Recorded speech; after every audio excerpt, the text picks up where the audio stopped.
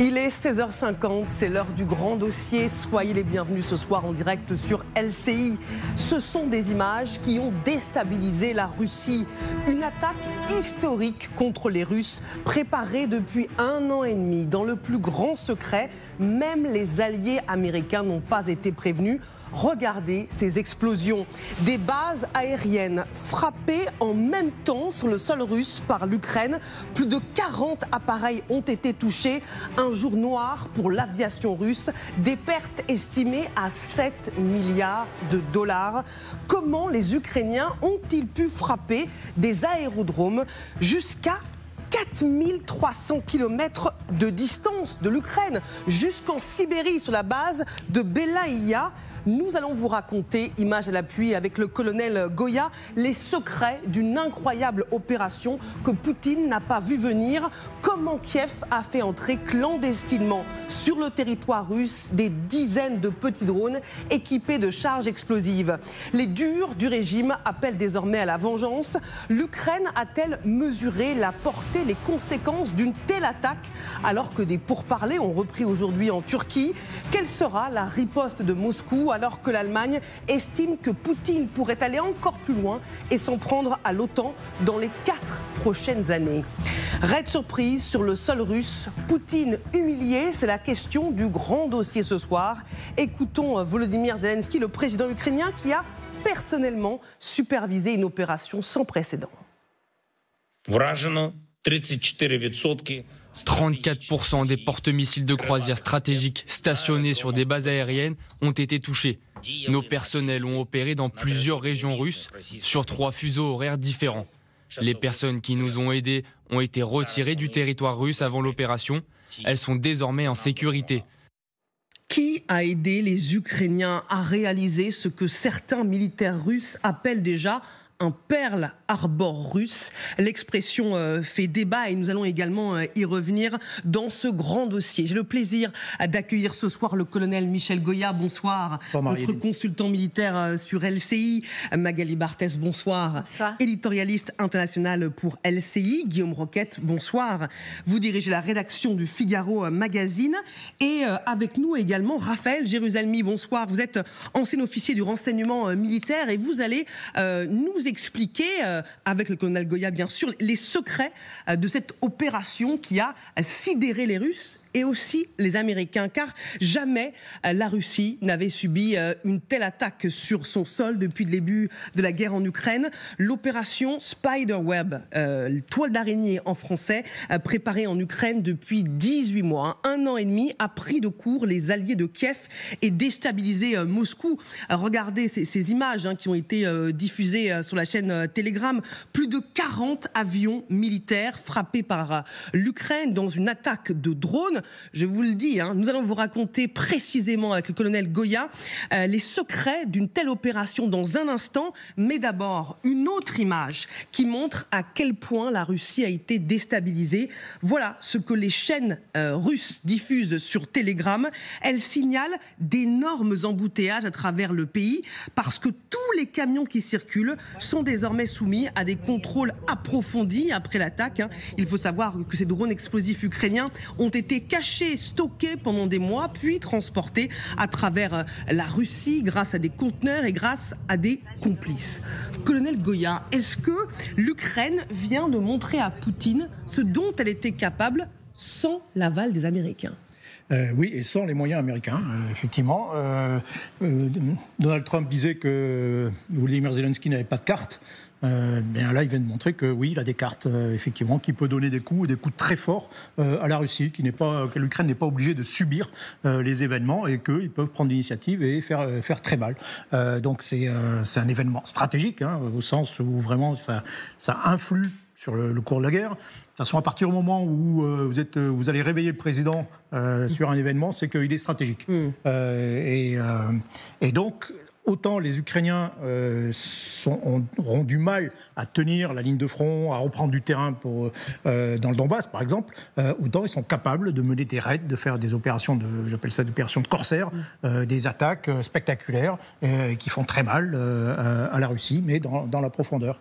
Chose que les Russes, par exemple, ne sont pas capables de faire en Ukraine. Donc il y a une asymétrie également de savoir-faire, de capacité entre l'Ukraine et la Russie.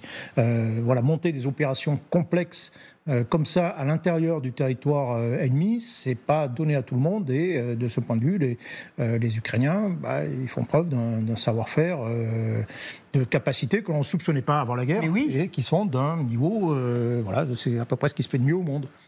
Magali Barthès. Michel parlait en effet de cette réflexion de Donald Trump dans la fameuse scène du bureau ovale, quand il lui dit « mais vous n'avez pas les cartes en main ». Oui. En fait, maintenant, on comprend qu'à ce moment-là, en fait, il a cette carte-là. Et ça, c'est ce qu'a posté le vice-ministre des Affaires étrangères ukrainien, justement. Et regardez, non, on a la carte. Évidemment, on a la carte roi des drones. C'est ça le message.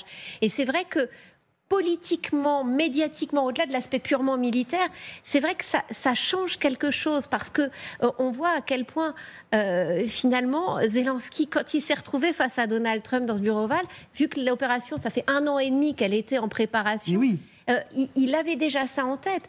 Et quand on voit ces contrôles de camions, on se rend compte de la psychose qui est en train de monter, parce que si les Ukrainiens ont pu faire ça une fois, qui nous dit qu'il n'y a pas finalement d'autres opérations en préparation? En effet, ça montre aussi les trous dans la raquette énormes qu'il y a, c'est-à-dire que quand même les Ukrainiens ont réussi à stationner ces drones, à les amener près des aérodromes, certainement aussi avec des complicités locales. Donc ça pose beaucoup de problèmes sur finalement le maillage du FSB. Quel contrôle ils ont réellement? Ça pose énormément de questions, et c'est vrai qu'on sent cette agitation dont vous parliez sur tous les réseaux, dans tous les réseaux des ultranationalistes qui disent que vraiment, qui comparent ça au Pearl Harbor russe. C'est dire s'il y a un choc aussi certainement dans l'entourage et chez Vladimir Poutine lui-même. Guillaume Roquette. Oui, moi je reprendrai le terme que vous avez employé il y a quelques instants, celui de sidération. Parce qu'effectivement, on est sidéré par l'inventivité des Ukrainiens, par leur audace aussi, par leur professionnalisme. Je crois que c'est Napoléon qui disait « l'art militaire est un art difficile et tout d'exécution ». Et ça, c'est remarquablement exécuté avec des mois de préparation. Mais après, le problème avec la sidération, c'est que ça empêche parfois de réfléchir complètement. Et donc la question, c'est de savoir, est-ce que c'est un tournant dans la guerre, ou bien est-ce que c'est un autre coup d'éclat des Ukrainiens, comme ils nous en avaient déjà fait, souvenez-vous, quand ils coulent le croiseur Moskva, qui est le navire amiral de la flotte russe, alors que même que les Ukrainiens n'ont quasiment pas de bateau. Mais c'est incroyable, quand ils frappent le pont de Kerch, en Crimée, ou bien quand l'année dernière, ils pénètrent en territoire russe. À chaque fois, on a été sidérés par l'audace des Ukrainiens, et pourtant, ça n'a pas été un tournant dans la guerre. Donc la question, c'est de savoir, est-ce que ce sera différent cette fois-ci? Avant qu'on détaille avec le colonel Goya et avec Raphaël Jérusalemi qui est connecté avec nous, les secrets de l'opération, un mot, Magali, sur les 18 mois de préparation. Ça veut dire que quand les Ukrainiens ont lancé cette opération Spiderweb, ils se doutaient que la guerre allait se prolonger. Oui, et puis c'est une volonté d'aller à la source des bombardements sur l'Ukraine, parce que ça veut dire qu'en effet ils ont anticipé le fait qu'il manquerait certainement de défense antiaérienne, et on voit bien à quel point ces bombardements sont en train en plus de monter en puissance, donc qu'il leur fallait une façon de se défendre et de protéger la population. Et là, c'est quand même 1/3 des bombardiers stratégiques russes, si l'on en croit les Ukrainiens, 1/3. Ceux qui lancent en effet ces missiles sur l'Ukraine, qui auraient été endommagés. Donc ça veut dire qu'en effet, il y avait une anticipation du fait que la guerre s'installe dans la durée, avec des bombardements sur la population civile à l'aide de ces bombardiers. Donc ça montre, une volonté d'anticiper. Et c'est pour ça que je reviens sur l'idée de... Est-ce qu'il y aura d'autres coups dans la foulée? En fait, c'est un espèce de cheval de Troie qui est rentré en Russie, qui s'est installé manifestement pendant plusieurs mois avant de choisir le moment idéal pour frapper et se dévoiler. Alors, allons plus loin justement, carte et images à l'appui avec vous, colonel Goya. L'opération, baptisée Toile d'araignée, a été préparée par Kiev depuis 1 an et demi pour faire rentrer clandestinement en territoire russe dans des dizaines de petits drones équipés de charges explosives dans des camions qui cachaient des centres de contrôle. On va voir, voilà, regardez les images et on a ça, c'est donc tous les drones évidemment explosifs qui étaient cachés dans ces containers qui ont été montés sur des semi-remorques et dans des faux plafonds pour qu'ils soient cachés, stockés pendant des mois à l'insu de tous, des conteneurs qui ont pu être ouverts à distance. C'était aussi ça la clé et c'est de là qu'ont surgi les drones. Une fois arrivés près des bases russes dans ces camions, les drones sont tous sortis au même moment grâce à un système de toit rétractable actionné à distance. Vous voyez le drone qui surgit des conteneurs. Les drones ont ensuite été téléguidés jusqu'à 4 bases aériennes russes. Et là, les charges ont été lâchées sur des avions de combat. On va regarder justement sur la carte les 4 aérodromes qui ont été visés par les drones ukrainiens. Olenia, tout au nord, Ivanovo, Diaghilevo et aussi Belaya. C'est jusqu'en Sibérie, à 4300 km de la frontière ukrainienne. Colonel, pourquoi ces bases ont été spécifiquement visées ? Parce que ce sont des bases de bombardiers stratégiques, c'est des bombardiers à long rayon d'action, des Tupolev 95, des Tupolev 22, des 160, des Tupolev 160. C'est la flotte stratégique, celle qui peut frapper très loin, c'est celle qui frappe très régulièrement avec des missiles de croisière l'Ukraine. Et on se demande d'ailleurs s'il n'y avait pas une opération qui était en train de se préparer, et que de bombardement, qui était de grande ampleur, qui était en train de se préparer. Et cette flotte est également une flotte nucléaire, à destination nucléaire. Elle est destinée à porter l'arme nucléaire. Donc là, vous avez aussi, peut-être pour la première fois dans l'histoire, une flotte aérienne nucléaire qui se retrouve considérablement affaiblie. Une flotte aérienne nucléaire. Donc, oui, c'est sa mission première au départ. Tous ces engins, ils ont été, en particulier les Tupolev 95 et les 160, ont été conçus pour porter l'arme nucléaire. Et secondairement des armes plus conventionnelles.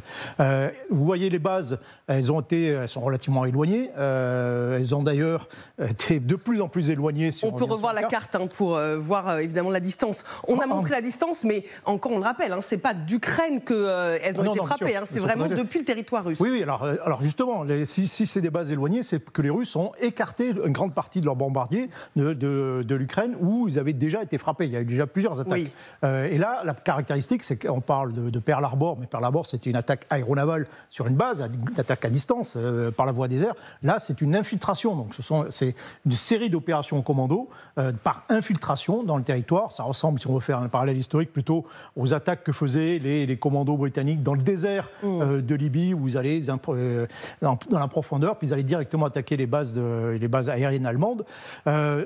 La difficulté, il y a plusieurs difficultés. La première, c'est effectivement, il faut introduire tous ces éléments à l'intérieur du territoire russe. Il n'est pas exclu que ces drones, en fait, étaient fabriqués sur place. C'est-à-dire que là, on a des moyens qui sont, en réalité, des moyens civils. Vous pensez que ces drones ont pu être fabriqués sur le territoire russe ? Avec des imprimantes 3D. Vous pouvez fabriquer ces drones. La vraie difficulté, en réalité, c'est l'explosif. Mais pour le reste, vous pouvez imaginer une base où on fabrique tous ces drones. La Russie, c'est vaste. Autant la Russie, il y a un grand espace stratégique, c'est un avantage, mais en même temps, on ne peut pas tout contrôler. Donc, en réalité, c'est relativement facile de s'y installer, d'installer des bases. Et la deuxième difficulté, c'est d'arriver à faire toutes les choses en même temps. Oui. Autant une opération... en gros, plus vous multipliez les objectifs, plus vous avez le risque d'être décelé. Bien sûr. Et plus c'est compliqué, moins vous avez de chance en réalité de réussir. Donc, on poursuit pendant que vous parlez avec les images satellites qui montrent les dégâts sur la base russe de Belaya, celle qui est vraiment plus éloignée de la frontière ukrainienne. Oui, alors ça contribue d'ailleurs à la surprise, c'est-à-dire que globalement, les Russes s'attendaient éventuellement à des attaques, notamment pour les bases les plus proches, de drones, c'était déjà le cas, de drones de nuit, de drones à longue portée, etc. Puis là, d'un seul coup, ils voient des attaques de jour avec des petits drones. Donc, c'est pas du tout prévu, et c'est encore moins prévu lorsqu'on se retrouve à Belaya, du côté du Irkoutsk. Je pense que là, ils ne s'attendaient absolument pas le matin à être attaqués dans la journée. Du coup, c'est difficilement parable, et on se retrouve avec des petits drones, alors qui n'ont pas des charges explosives très importantes, mais qui sont nombreux. Volodymyr Zelensky parlait de 150 prévus et à peu près 120 qui ont été lancés, 110, 120 qui ont été lancés, et qui sont surtout très précis, et donc avec des charges explosives très précises sur des avions qui sont assez complexes. Vous arrivez à les endommager de manière irréparable. Ces avions, ils sont. On peut montrer justement le type d'avion pour qu'on comprenne bien en fait quel impact ces attaques ont eu sur l'aviation russe. On parle d'un coup dur. Oui, bien sûr, c'est un vrai coup dur. Donc, là, en gros, la flotte stratégique russe, c'est à peu près 110 appareils de 3 types. 95, les 22 et les 160. 160, c'est les plus sophistiqués, ils sont dérivés du Concorde. Les 160, c'est bombardiers supersoniques, il n'y en a qu'une vingtaine, ils ont a priori été épargnés. Mais pour les autres, d'abord, ce sont des vieux équipements et qui sont plus fabriqués depuis longtemps, même il doit y avoir, je pense, des problèmes de maintenance, de pièces détachées, donc ils seront difficilement, déjà ils ne seront pas remplacés et ils seront difficilement même réparés. Donc c'est effectivement un coup très dur qui est porté à la flotte de bombardement ukrainienne. Au passage, effectivement, les Ukrainiens s'en vantent, ils ont raison. Dire, voilà, là, on regarde la valeur de ces appareils par rapport à la valeur de ce qui a été utilisé, des équipements, tout l'effort qui a été fait, les ressources qui ont été utilisées pour les attaquer, on a une disproportion qui est presque unique dans l'histoire. 7 milliards de dollars de pertes. Les services secrets ukrainiens ont travaillé avec minutie. L'année dernière, ils ont scanné des bombardiers russes et ils ont formé l'IA à les reconnaître et à exécuter des algorithmes d'attaque en piqué automatique, dont s'est félicité le président ukrainien. Écoutons-le. Nous venons de mener une brillante opération en territoire ennemi, exclusivement contre des cibles militaires, contre l'équipement même qui a été utilisé dans les attaques contre l'Ukraine. La Russie a subi des pertes vraiment importantes, tout à fait justifiées et méritées. La préparation a duré plus d'1 an et demi, planification, organisation, chaque détail a été parfaitement exécuté.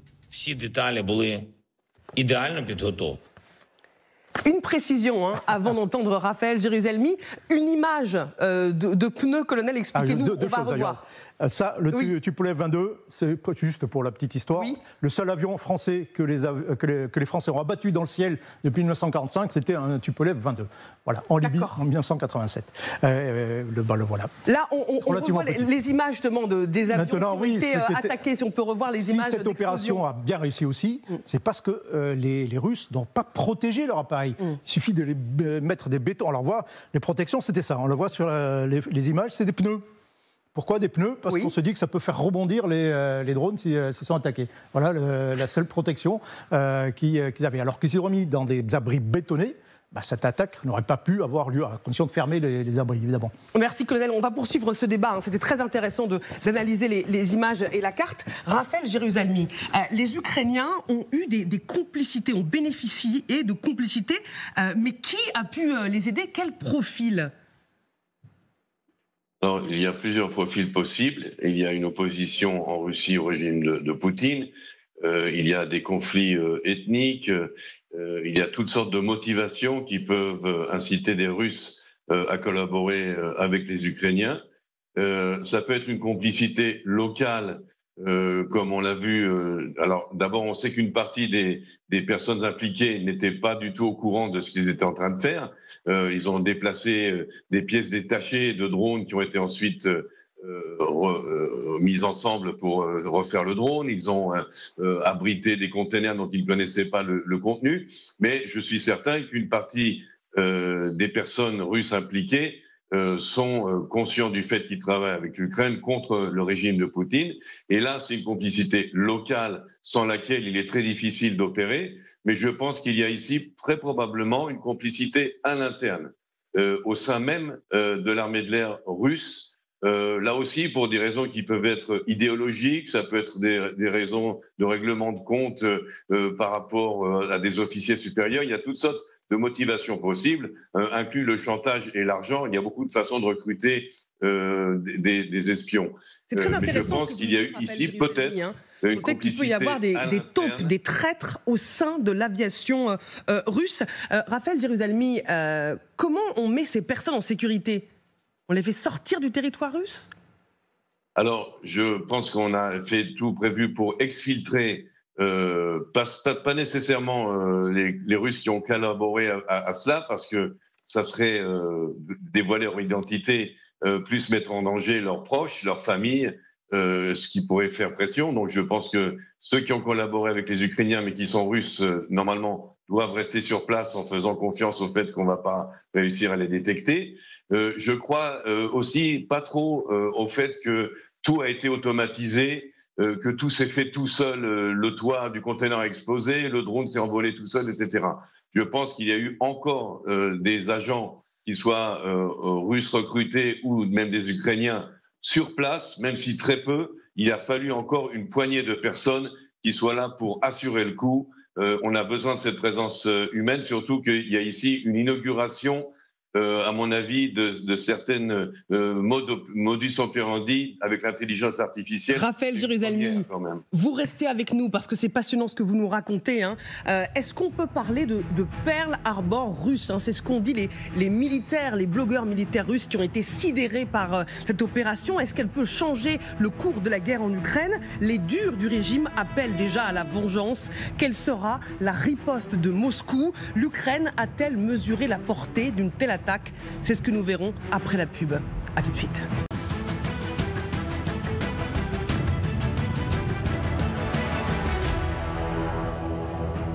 Vous êtes bien devant le grand dossier ce soir intitulé « Raid surprise sur le sol russe. Poutine a-t-il été humilié ?»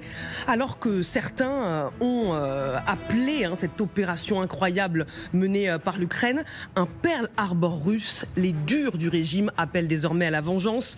L'Ukraine a-t-elle mesuré la portée, les conséquences d'une telle attaque alors que des pourparlers ont repris aujourd'hui en Turquie entre Ukrainiens et Russes? C'est ce que nous allons voir. Mais d'abord, les principaux titres de l'actualité à 17h20. À la une, ce meurtre dans le Var, à Puget-sur-Argence, près de Saint-Raphaël.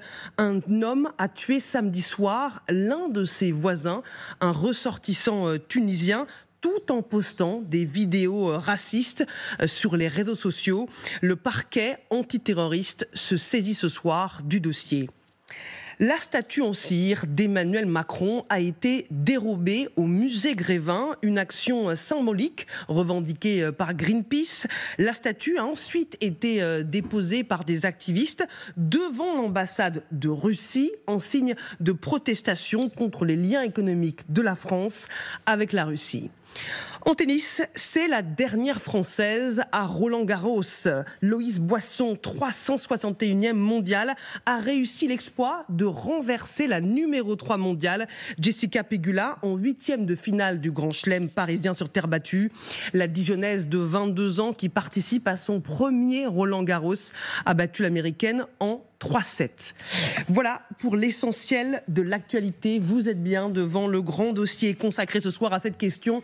Raid surprise sur le sol russe. Poutine humilié. On en parle avec le colonel Michel Goya, avec Magali Barthès, avec Guillaume Roquette et avec Jean de Glignasti qui nous a rejoint. Bonsoir, directeur de recherche à l'IRIS, ex-ambassadeur de France en Russie et auteur de ce livre, La géopolitique de la Russie en 40 fiches illustré pour comprendre le monde, aux éditions Erol. Et je rappelle que Raphaël Jérusalemi, ex-officier du renseignement militaire, est toujours connecté avec nous. L'opération ukrainienne a été vécue comme une humiliation, Raphaël Jérusalemi, par les blogueurs militaires russes. Certains ont même parlé de Pearl Harbor russe. Est-ce que la comparaison a du sens? Pearl Harbor, on rappelle, c'est l'attaque qui fait basculer les Américains, qui les font s'engager dans la Seconde Guerre mondiale. C'est plus de 2000 morts, plus de 1000 blessés. Pourquoi la comparaison peut avoir du sens? Pas trop à mon avis, parce que dans le cas de Pearl Harbor, il n'y avait pas de guerre entre les Japonais et les Américains. C'est les Japonais qui ont attaqué avant qu'il y ait un état de guerre entre les deux pays. Là, nous avons affaire à deux pays qui sont déjà en guerre, et donc on aurait dû s'attendre à une plus grande vigilance de la part des Russes. Alors c'est vrai que ces bases étant éloignées de l'Ukraine, surtout la base de Belaya qui est à 4300 km de l'Ukraine, les Russes se sont sentis plus en sécurité, au point que même on a pu obtenir, à mon avis, très facilement des images satellites de cette base pour savoir où se trouvaient les avions.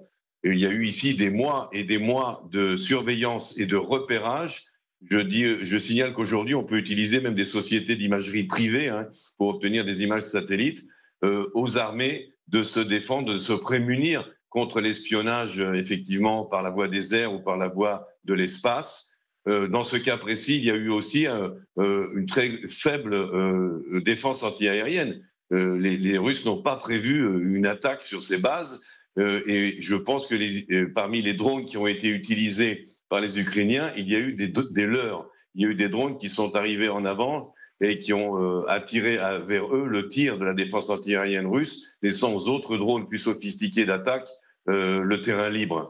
Donc tout cela pointe le doigt vers une faiblesse évidente des renseignements russes et de leur défense antiaérienne.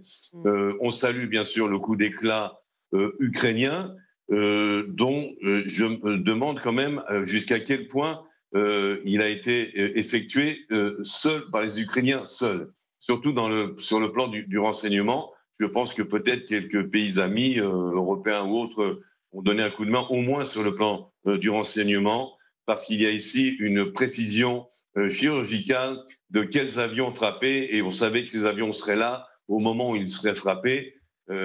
Très intéressant ce que vous dites, Raphaël Gerusalmi. Je me permets de rebondir avec cette citation d'un journaliste américain, parce que les alliés américains n'ont pas été prévenus.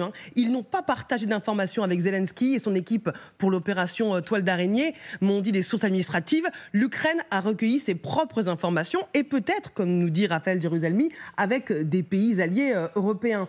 Raphaël Gerusalmi nous disait aussi, colonel Goya, il y a peut-être des failles dans l'aviation russe. Peut-être que des Russes ont aidé les Ukrainiens. Et vous nous disiez pendant la publicité que, vu les images qui ont été prises, il y a probablement des gens au sol pour filmer. Oui, il faut toujours se poser la question, qui est derrière la caméra et donc oui, il y avait des gens qui étaient sur place. Et une des difficultés de ce genre d'opération, c'est la phase d'exfiltration. C'est-à-dire qu'une fois que l'alerte est donnée, il faut arriver que tout est en cours de bouclage, il faut arriver à sortir les gens qui ont participé à cette opération. Voilà, maintenant, le fait que les Ukrainiens n'ont pas toujours, ils ont fait d'autres opérations de ce genre, ils n'ont pas toujours revendiqué. Ils ont fait profil bas, essentiellement pour deux raisons. Une raison technique, c'est peut-être pour protéger leurs agents le temps au moins qu'ils se mettent à l'abri. Et deuxième, par peur éventuellement d'une escalade russe. Là, visiblement, l'escalade, ils s'en foutent. De toute façon, les Russes ne peuvent pas faire plus que ce qu'ils font. C'est déjà considérable. Et comme l'a dit Volodymyr Zelensky, tous nos agents étaient en sécurité. Donc voilà, il y a certainement, mais il faut bien comprendre qu'il y a sans doute, bien sûr, encore un réseau sur place. Évidemment, ils n'ont pas cramé complètement tous leurs moyens sur place, et donc il y a peut-être la possibilité, effectivement, Magali en parlait, d'autres opérations de ce type. Pour l'instant, il n'y a pas de parade de côté russe. Si, effectivement, il y a d'autres réseaux, il y a d'autres stocks de drones quelque part, qu'est-ce qui empêche les Ukrainiens de refaire ce genre d'opération ailleurs ? Jean de Glignasti, Pearl Harbor russe, l'expression a été utilisée par certains blogueurs militaires russes et ça montre leur sidération. Est-ce que la comparaison a du sens pour vous ? Pas vraiment, non, pas vraiment. Il y a... alors d'abord, effectivement, c'est un bon coup au moral russe. Ça apprend aux Russes que la guerre, ça coûte et que c'est difficile, et donc ils payent le prix. C'est bon pour le moral des Ukrainiens. Politiquement, il y a une difficulté que les Ukrainiens n'ont peut-être pas bien pris en compte, c'est le fait qu'ils se sont attaqués à des avions stratégiques qui peuvent porter des missiles nucléaires. Et jusqu'à présent, les Américains ont toujours interdit aux Ukrainiens de jouer sur l'équilibre des forces stratégiques. Donc très probablement, les Américains ne doivent pas être enchantés. Et moi, je trouve que le démenti immédiat disant on n'y est pour rien est assez probant à cet égard. Je ne pense pas que les Américains aient participé. Dernière remarque, c'est une opération des services secrets. Ça n'implique aucun changement qualitatif ou quantitatif de l'équilibre militaire entre l'Ukraine et la Russie. C'est une formidable opération, c'est un coup techniquement superbe, mais c'est un fusil à un coup. Ils vont peut-être réussir ailleurs, mais on peut dire que la répression et le contrôle autour des autres bases va s'accroître. Ce n'est pas une arme extraordinaire produite par les ateliers ukrainiens qui permettent de taper jusqu'à Irkoutsk ou ailleurs. C'est une belle opération de sabotage des services secrets et c'est sans lendemain. Donc il y a des risques politiques, il y a évidemment pour le moral une belle réussite. C'est Zelensky avec le chef du service secret ukrainien, voilà. C'est pour ça qu'on montre ces images. Oui, parce qu'il y a de quoi le féliciter. Oui. Mais je ne pense pas que ça implique des changements majeurs dans le cours de cette guerre, sauf si effectivement il y ait une contre-attaque ou une vengeance, représailles russes qui conduisent à une escalade. Ah bah justement, regardez ce que dit pour l'instant le ministère russe de la Défense. Sa réaction à minima dans les régions de Mourmansk et d'Ikoursk, plusieurs appareils aériens ont pris feu à la suite du lancement de drones depuis un territoire situé à proximité immédiate des aérodromes. Certains participants à ces attaques terroristes contre des aérodromes militaires ont été arrêtés. On ne sait pas lesquels. Et regardez ce que dit cet ancien conseiller de Poutine, qui lui dit une attaque d'une telle ampleur contre des composants du potentiel nucléaire stratégique peut justifier l'utilisation d'armes nucléaires par la Russie. Avant de parler de la riposte, vous vouliez réagir, Guillaume Roquette, sur le terme de Pearl Harbor? Oui, mais justement, ça allait très bien avec la réaction là de l'officiel russe qui dit ça pourrait justifier l'usage de l'outil militaire. Je rappelle Pearl Harbor, je crois que c'est en décembre 1941. Les avions japonais font un véritable carton sur la grande base aéronavale américaine à Hawaï. Bon, c'est un coup d'éclat extraordinaire, ça se termine mal pour les Japonais. Ça se termine, on le sait, par Hiroshima et Nagasaki. Je ne dis pas que ce sera la même fin, mais je veux dire, il faut toujours, quand on fait ce genre d'action d'éclat, mesurer toutes les conséquences qu'elles peuvent avoir. Je rebondis avec vous, Magali. Est-ce que l'Ukraine a mesuré les conséquences d'une telle attaque? Parce que, comme dit Guillaume, si on parle de Pearl Harbor, on a la référence à la Seconde Guerre mondiale, on a la référence à Hiroshima, Nagasaki, et ça peut être un argument pour que les Russes utilisent des armes nucléaires. Alors, ce que dit Volodymyr Zelensky, c'est qu'il faut montrer aux Russes la nécessité d'arrêter cette guerre et que c'est la raison qui explique ces frappes de drones pour les pousser à négocier finalement de bonne foi, pour les pousser à aller à la table des négociations. Bon, les pourparlers d'Istanbul aujourd'hui ont duré 1 heure en tout et pour tout et on voit que ça a plutôt cabré les Russes qu'autre chose. Mais il est certain que l'Ukraine, aujourd'hui, elle fait le constat que les Américains ne mettent pas la pression sur la Russie suffisamment pour stopper la guerre. Elle fait le constat qu'elle n'a pas suffisamment d'armes de défense aérienne pour protéger son propre ciel, pour protéger les civils, les infrastructures. Donc, en fait, elle en tire les conséquences. Et manifestement, elle en tirait les conséquences déjà il y a 18 mois, puisque ça fait un bout de temps que cette opération était en préparation. Du côté ukrainien, on paraît assez certain du fait qu'il faut être dans la stratégie de la force, en fait, avec Vladimir Poutine, et que finalement la stratégie de Donald Trump, même si on refuse de le dire ouvertement au président américain, ça ne fonctionne pas. Donc d'être dans le bras de fer pour les forcer à aller à la table des négociations et pour les forcer à se retirer. Sauf que, en effet, ce que l'on voit du côté des milieux les plus ultranationalistes, en fait, c'est une volonté, c'est de dire non, en effet, c'est un changement majeur, tel que Pearl Harbor a fait basculer la Deuxième Guerre mondiale, a sidéré les Américains qui, tout à coup, ont vu que leur base n'était plus une forteresse imprenable. Et donc, il faut une réaction, et on entend ces réactions très fortes alors que du côté du Kremlin, mais on fait le service minimum depuis ce matin. C'est-à-dire que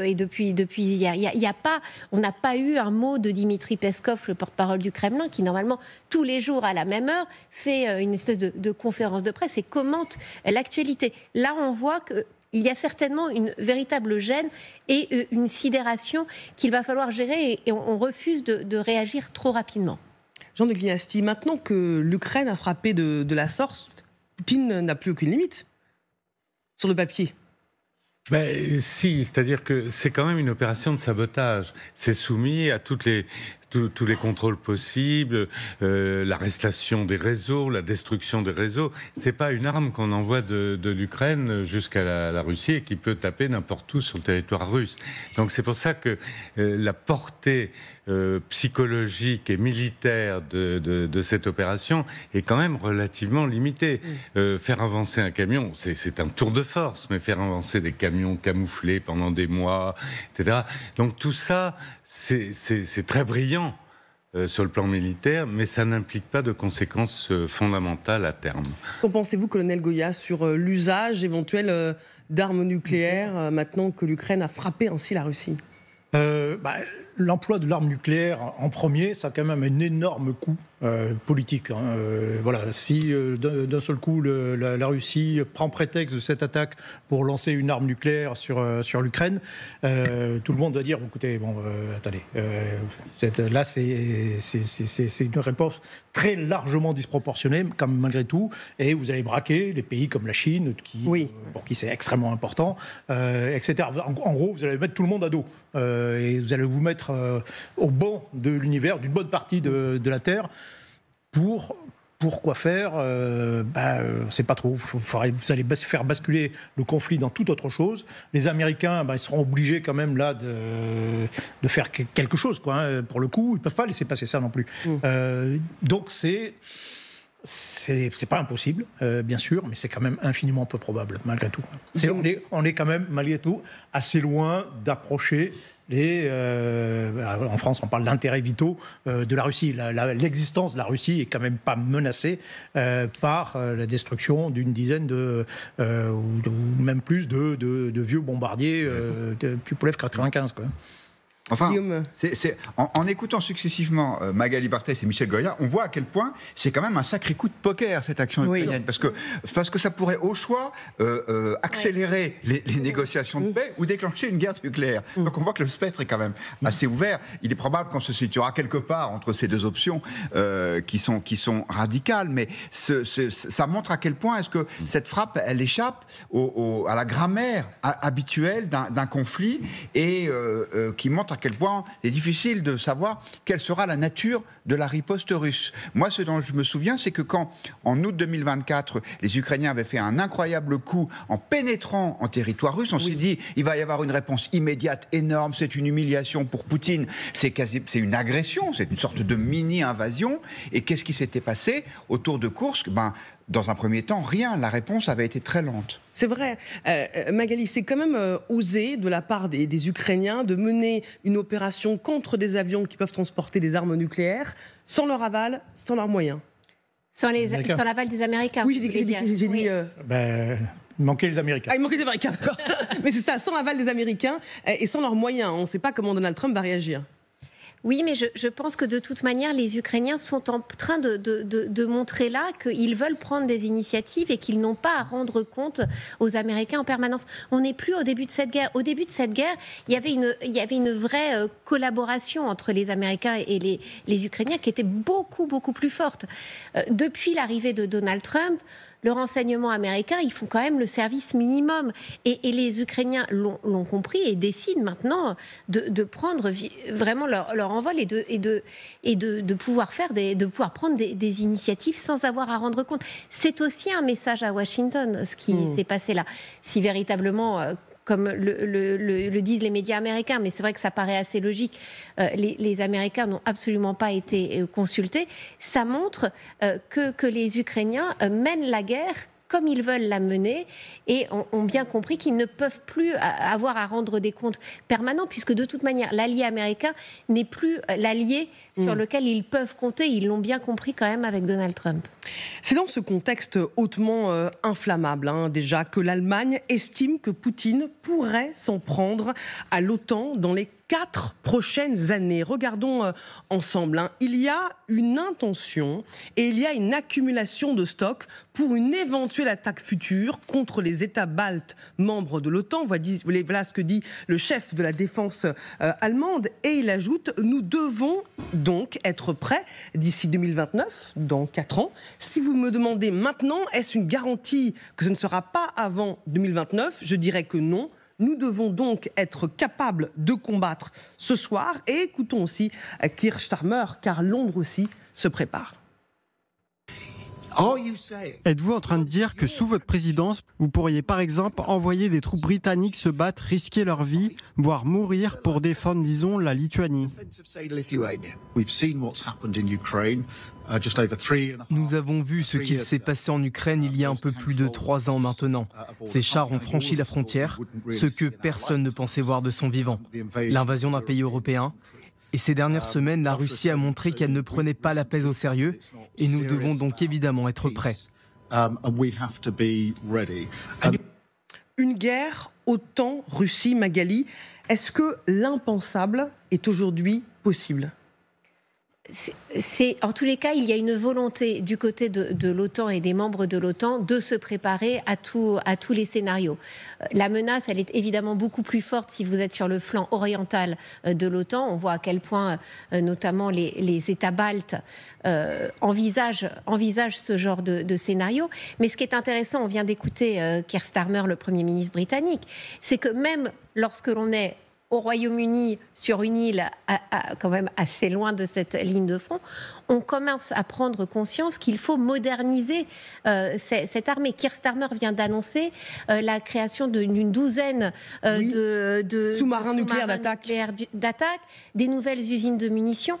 Il y a une prise de conscience aujourd'hui dans l'OTAN que voilà, les dividendes de la paix, c'est terminé et qu'aujourd'hui, il faut se remettre en état de marche pour être suffisamment dissuasif pour empêcher justement la Russie d'avoir une quelconque velléité d'attaquer l'OTAN. C'est un moment finalement où il y a une prise de conscience collective des opinions, mais aussi des dirigeants, et on voit qu'il y a une volonté de se réarmer, qu'on soit en Angleterre ou qu'on soit à Vilnius ou dans les États baltes. Général Olivier Kempf, bonsoir. Vous nous avez rejoint, directeur du cabinet Stratégie La Vigie, chercheur associé à la Fondation pour la recherche stratégique et auteur de l'OTAN au XXIe siècle aux éditions du Rocher. Merci d'être avec nous en direct sur LCI. Je le disais, la guerre OTAN-Russie, l'impensable est désormais pensé et les puissances occidentales s'y préparent ? Alors, qu'on se prépare à la guerre, ça fait finalement partie du métier des militaires. Est-ce que cette probabilité a un peu augmenté au cours des dernières années ? Oui. Est-ce qu'elle est élevée ? Non.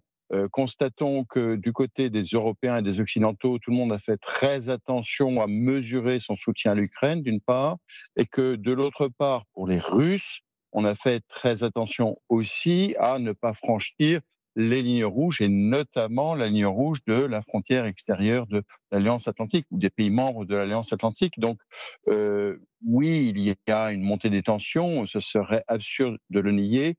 De là à dire que la guerre est pour demain ou même après-demain, c'est aller très très vite en besogne et ça ne semble pas tout à fait réaliste.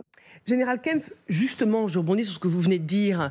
Il y a encore 10 ans, 15 ans, 20 ans, on ne parlait pas avec autant de facilité de la menace nucléaire venue de la Russie.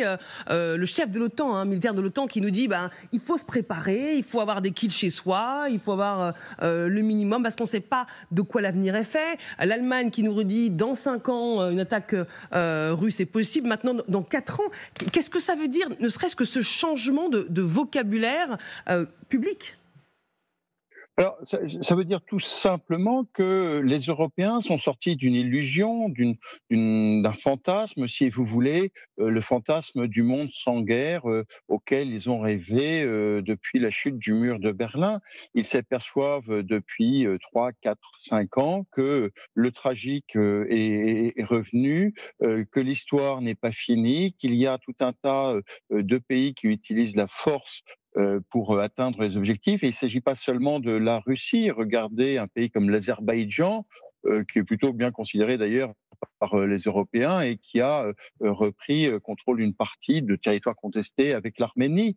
Regardez ce qui se passe au Moyen-Orient, regardez ce qui se passe en Afrique. Ce sont des choses qui arrivent finalement à peu près partout.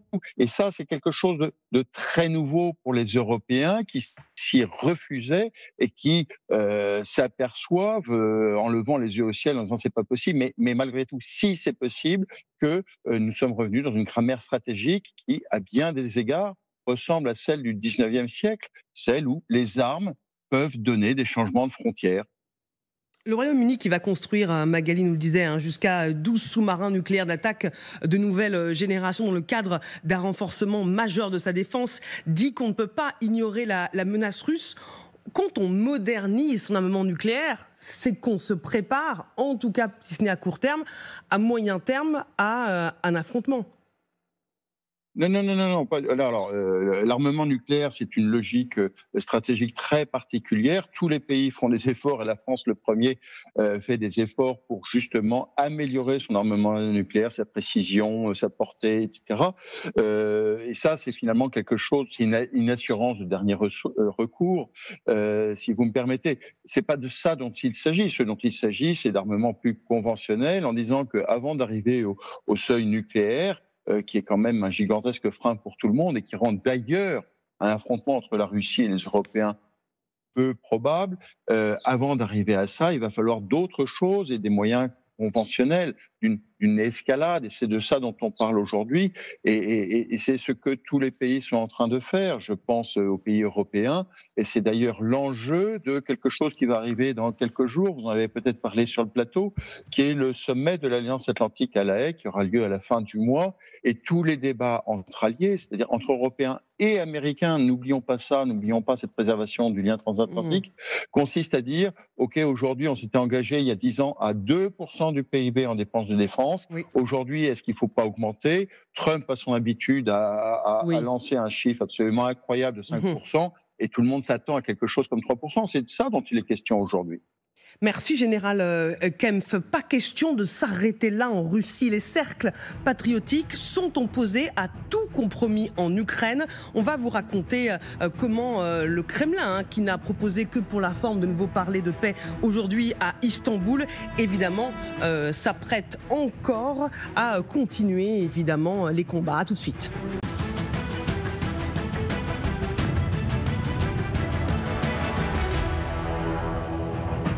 Vous êtes au bon endroit ce soir devant le grand dossier intitulé « Raid surprise sur le sol russe, Poutine humilié ».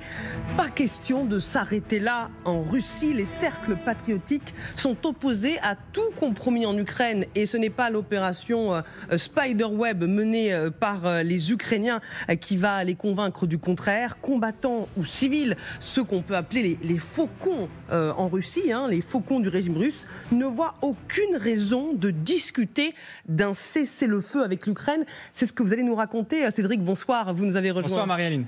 Oui, on a en effet cet article du Figaro de Julian Colling, qui est aussi notre correspondant LCI à Moscou. En Russie, les cercles patriotiques opposés à tout compromis en Ukraine. Pour eux, pas question de s'arrêter là. Il fait parler dans cet article les durs, les pro-guerre, ceux de la communauté Z, la fameuse, alors de simples commentateurs, beaucoup de vétérans aussi de l'armée russe, ou encore des volontaires actuels. On a notamment un jeune chef d'unité, formateur de dronistes. Regardez ce qu'il dit. Oui, nous sommes fatigués, mais notre pays a déjà investi tant de moyens. L'armée et la population ne comprendraient pas qu'on s'arrête là et verraient ça comme une défaite sur le mode. Tout ça pour ça, Marie-Aline. Il parle quand même de fatigue, Cédric. La guerre dure depuis plus de 3 ans maintenant. Quelle est la perspective des patriotes russes? Alors certains, on le voit dans ce papier, veulent carrément détruire les Ukrainiens, l'Ukraine, rayer le pays de la carte. D'autres sont un petit peu plus nuancés quand même. Une fin des combats, pourquoi pas, mais uniquement aux conditions du Kremlin. Ce que résume Roman, qui représente l'une des très nombreuses organisations patriotiques fondées justement par des vétérans. Il dit « Comme quiconque a vu la guerre et la mort de près, notre groupe est pour un cessez-le-feu, pour la paix, mais seulement quand les objectifs russes auront été atteints. » Et l'objectif territorial, à minima, c'est quoi ? Eh bien, c'est celui qui a été répété encore tout récemment par Vladimir Poutine lui-même, c'est de gagner les 4 oblasts, les 4 régions ukrainiennes qui sont actuellement disputées. On vous a mis la carte, Louhansk, Donetsk, Zaporijjia et Kherson. En attendant d'avoir réalisé cela, eh bien, pas question pour ces patriotes russes de négocier quoi que ce soit et surtout pas en ce moment. Ils en sont persuadés, la Russie sur le terrain est en train d'avancer. C'est ce que nous dit un autre vétéran, vous l'avez à l'image, il s'appelle Maxime. Les prénoms ont été modifiés, un cessez-le-feu n'est pas à l'avantage de la Russie car elle est à l'attaque et l'Ukraine, dont les ressources s'assèchent, recule. Il faut en profiter. Fin de citation. Merci beaucoup Cédric pour ces informations. Magali, on comprend bien maintenant, entre l'opération Toile d'araignée et entre ce que vient de nous dire Cédric, personne n'a envie de négocier. Oui, et c'est sûr que ça va donner, ce qui s'est passé sur ces bombardiers russes, va donner de nouveaux arguments à ces cercles ultranationalistes pour réclamer d'aller encore plus loin. Et c'est d'ailleurs ce qu'on peut lire de la part des blogueurs militaires russes qui expliquent, il y en a un, je le cite, « Nous espérons que la réponse sera la même que celle des États-Unis à l'attaque de Pearl Harbor, voire même plus dure, et que tout ça légitime en effet l'utilisation du nucléaire. » Donc il y a vraiment des cercles, en effet, dans l'entourage de l'armée russe qui réclament à aller beaucoup plus loin. Et on voit bien de toute manière que sur le terrain, il n'y a aucune volonté de la Russie de calmer le jeu. Deep State a fait un calcul. Il y a une augmentation de 19% en mai des assauts russes sur le front ukrainien. Donc il y a une volonté de pousser et de grignoter toujours davantage. Colonel Goya. Oui, alors ce qui était intéressant dans ce que disait Cédric aussi, c'est qu'on est dans la phase 2 du moral des populations. Ça passe toujours globalement par 3 phases. Première phase, ok, on y va, on y croit, la cause est juste, et puis en avant. Puis il y a une deuxième phase, on se dit, bon, on commence à douter un petit peu, mais on se dit, il faut continuer pour que nos camarades, nos fils, nos frères ne soient pas morts pour rien et qu'on n'ait pas fait de ça pour rien. Mais ça induit quand même qu'il y a quand même un petit peu un doute. Et puis il y a la troisième phase où on se dit, là, il meurt pour rien. Il meurt vraiment pour rien. Et généralement, c'est à ce moment-là que tout s'effondre d'un coup.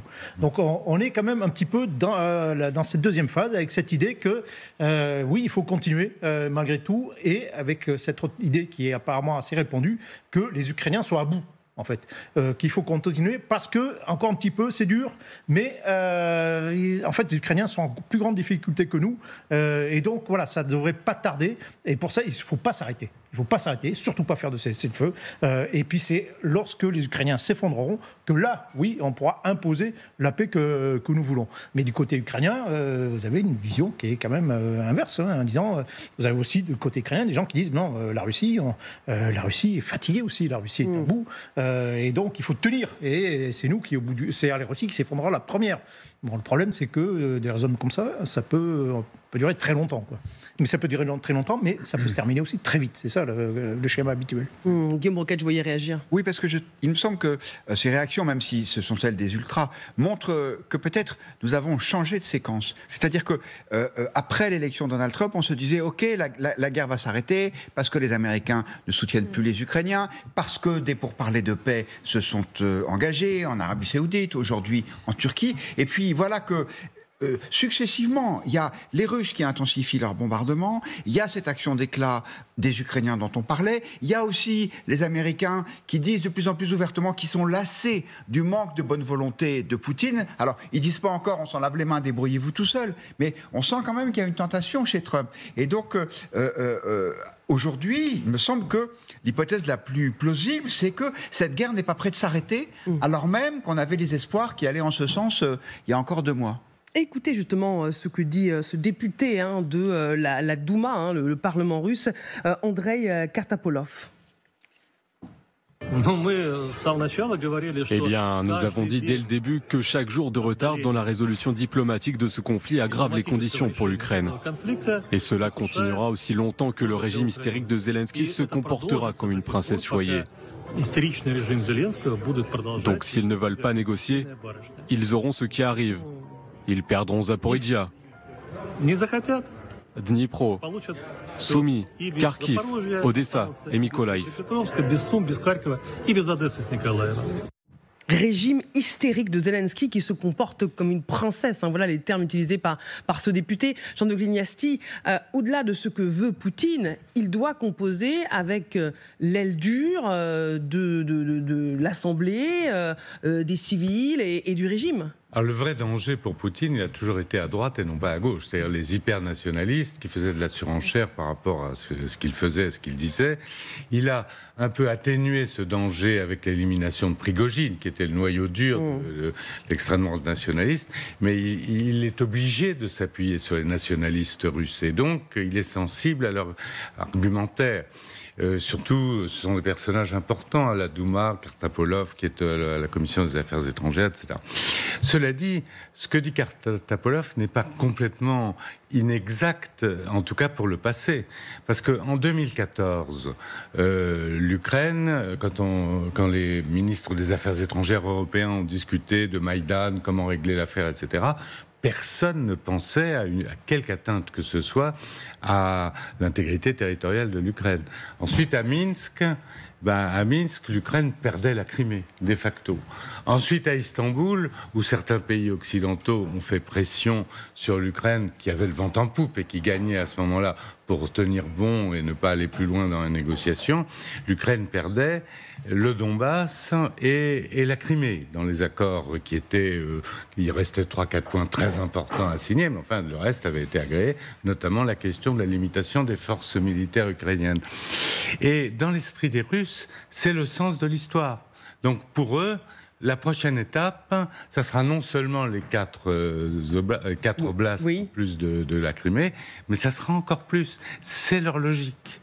Et malheureusement, ce genre de logique a parfois des chances de se concrétiser. Merci à toutes et à tous d'avoir participé à ce grand dossier.